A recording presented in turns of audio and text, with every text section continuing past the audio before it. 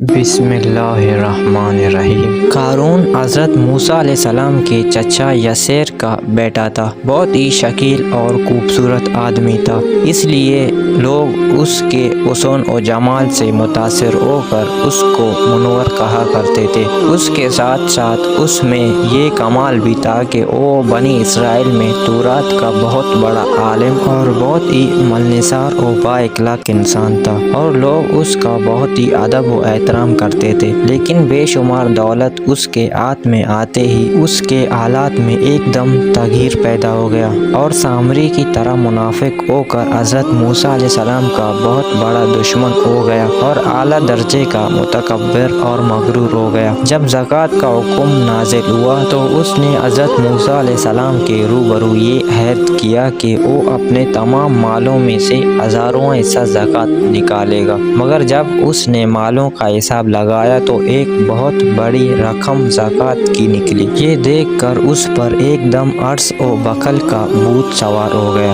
اور نہ صرف زکوٰۃ کا منکر ہو گیا بلکہ عام طور پر بنی اسرائیل کو بہکانے لگا کہ حضرت موسیٰ علیہ السلام اس بہانے تمہارے مالوں کو لے لینا چاہتے ہیں۔ یہاں تک کہ حضرت موسیٰ علیہ السلام سے لوگوں کو برگشتہ کرنے کے لیے اس خبیث نے یہ گندی اور گھناؤنی چال چلی کہ ایک عورت کو بہت زیادہ مال و دولت دے کر آمادہ کر لیا کہ وہ آپ پر بدکاری کا الزام لگائے۔ چنانچہ عین اس وقت جب کہ حضرت موسیٰ علیہ السلام وعظ فرما رہے تھے، قارون نے آپ کو ٹوکا کہ فلانی عورت سے آپ نے بدکاری کی ہے۔ حضرت موسیٰ علیہ السلام نے فرمایا کہ اس عورت کو میرے سامنے لاؤ۔ چنانچہ وہ عورت بلائی گئی تو حضرت موسیٰ علیہ السلام نے فرمایا کہ ہے عورت، اس اللہ کی قسم جس نے بنی اسرائیل کے لیے دریا کو پار دیا اور عافیت و سلامتی کے ساتھ دریا کے پار کر فرعون سے نجات دی، سچ سچ کہہ دے کہ واقعہ کیا ہے۔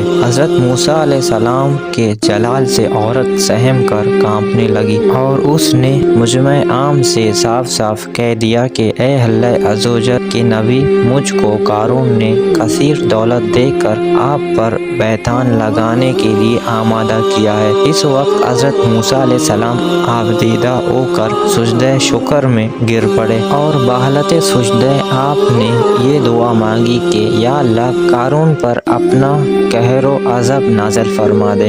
اگر آپ ہمارے چینل پہ نئے ہو تو چینل کو سبسکرائب کریں، بیل آئیکن پریس کریں تاکہ آپ کو ہمارے آنے والے ویڈیو آپ تک پہلے پہنچ سکیں۔